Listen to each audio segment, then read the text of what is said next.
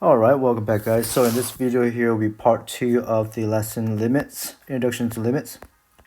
So last video we got to the point where we introduced the notation for left-sided and right-sided limits.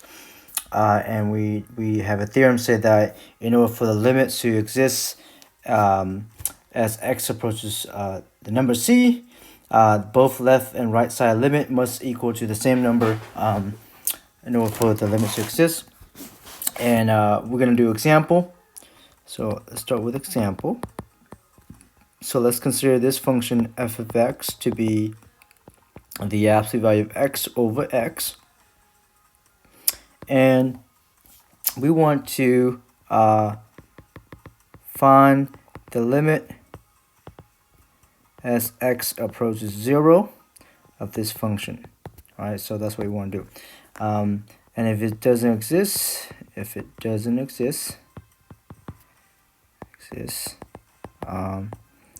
need to figure out why. Exists, state why, or explain, right? So you probably haven't seen a function like this before in Math 120. So I'm gonna go ahead and graph this for you here. Okay, so notice that it is absolute value of x over x. Okay, so recall the absolute value of a number is always positive. So if we pick value of x to graph this function here that is on the right side of the x-axis, any positive x, any positive x, let's say, 1, 2, 3, right? If we're plugging this into this equation here, it's going to be that same number over the same number. So it's going to be 1, 2 over 2. It's going to be 2, 3 over 3. It's going to be 3. Because the absolute value is going to be the same thing as that number because it's always give us the positive number, right? So on the right side of the x-axis, the graph, so it's going to start at 1. The graph is always going to be straight line at 1. What about on the left side of the x-axis? Well, let's say we pick -1. Well, to get the y value, we do -1 absolute value divided by -1 because that's what the function is. So that's going to give us 1 on the top divided by -1, so it's going to be -1. So notice that it's going to be the same thing for all the numbers on the left-hand side. It's always going to be -1. So here's -1. Okay, so on the left side of the x-axis, the graph is going to be a straight line at -1. Okay, well, what happened at 0? What happened when x equals 0? Okay, well, when x equals 0, we have 0 over 0. Well, this form here, we call this is a undefined form, or better yet, the formal name for this would be indeterminate form. The word indeterminate referred to depends on which sides we're looking at. Right? If you're looking at the positive side of x, then the answer is going to be 1. And if we look at the negative side of x, the answer is going to be -1. So it's indeterminate for that reason. So we need to show that at 0, there's nothing here and there's nothing there. Okay. So in this case here, we can look at this as the limit as x approaches 0 from the left side of the function. Okay, so as x get closer to 0 on this direction, left side of 0, okay, the y value is always going to be -1. Okay, so that's going to be the left side limit. And the right side limit, so limit as x approaches 0 from the right side. Okay, so as x approaches 0 or get closer to 0 from the right hand side, it's on top of this graph here. The y value is always going to be 1, right? It's approaching 1. So f of x is going to be equal to 1. So this left side limit, right side limit are not the same. So we can say that limit as x approaches 0 from the left, f of x not equal to limit as x approaches 0 from the right, f of x. Therefore, limit as x approaches 0 overall does not exist. Okay. All right. Okay, so let's look at another example, a little more involved example. Okay, so let's look at this one here. So given this graph, so here's the graph. So let's call this as f of x. All right, here's the graph of x. Okay, let's go ahead and find this limit using the graph. So f of x.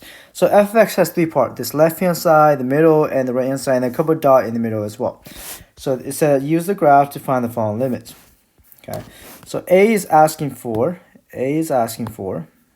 okay, find the limit of f of x approaching as x approaching -3 from the left hand side. Okay, all right, so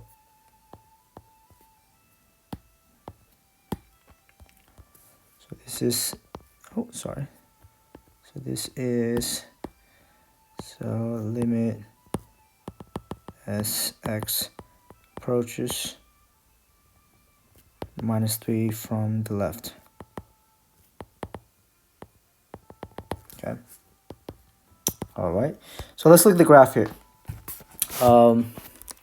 As we get closer to -3, where is -3 at? So let's zoom in. Here's -1, -2. Here's -3. Okay.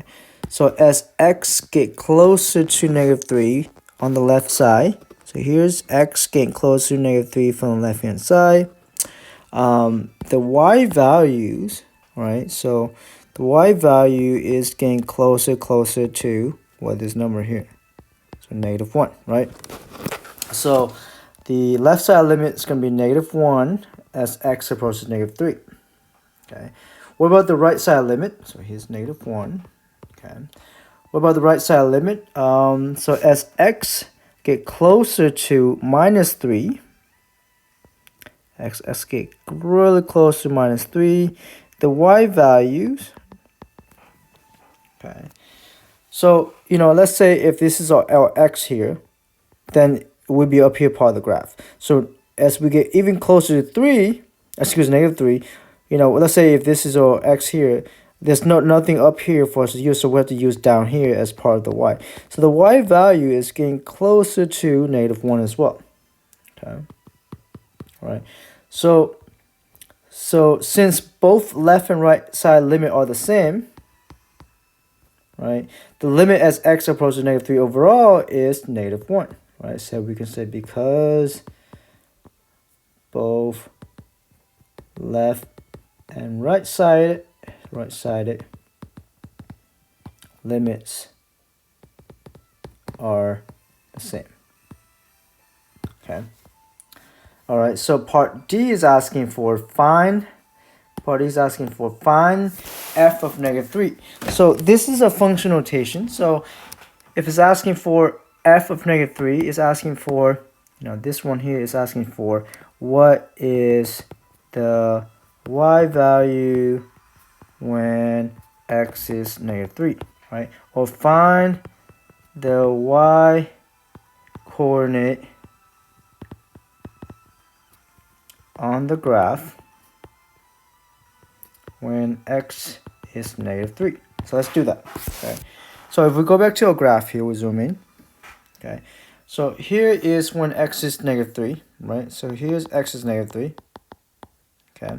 So notice that the open circle down here indicate that there is no y value down here for x is -3. And this solid dot here, this is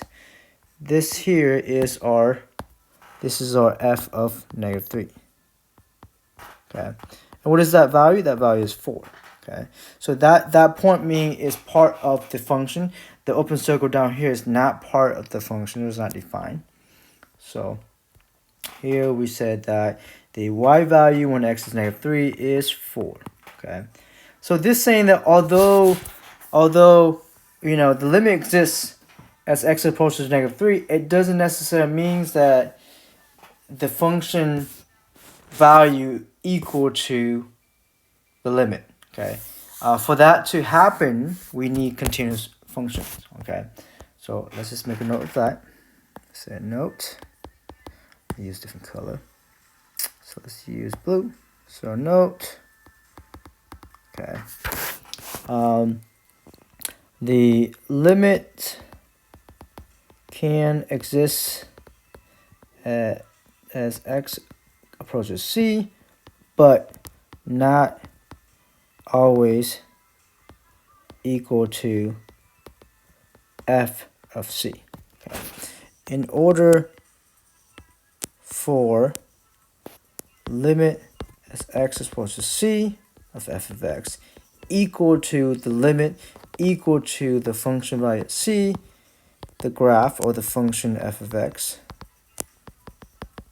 has to be continuous. That's what we call it. And what is exactly continuous? We're going to skip this lesson, but I'm going to give you a brief review of what that is. So continuous is like when you draw a graph and you don't have to lift your finger, right? When you draw a graph and it's just one smooth curve, no jump, no holes or anything, right? Something like that, all right? This is not continuous. Well, you see, if I was to draw this graph, it would take me a couple times to draw this because I have to lift my finger. Yeah, lift my fingers a couple times. And there is a formal way to define what continuous is as well. The function we focus in this class mainly continuous. So those are polynomials and rational functions. Some special rational functions.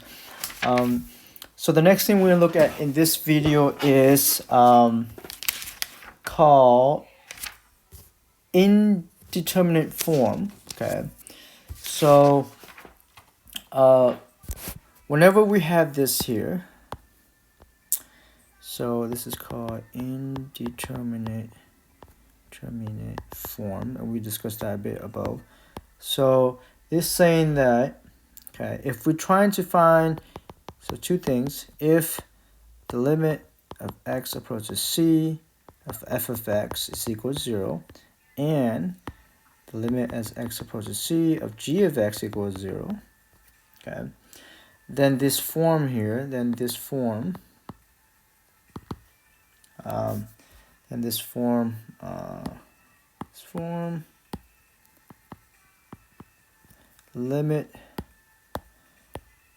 limit as x approaches c of f of x divided by g of x.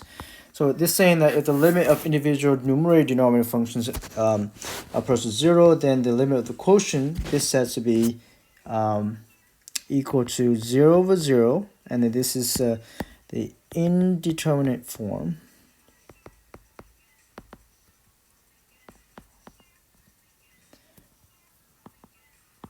Okay. So when this happens, it doesn't mean the limit doesn't exist. It just means that we have to look at it more closely, use different technique to find out what the limit is. So I'm going to give you a little hint here. So when this happens, use factoring to find the limit. Okay, and then I'll let you guys look at this in homework and then bring questions. And we'll work it through example on this in the Zoom lesson.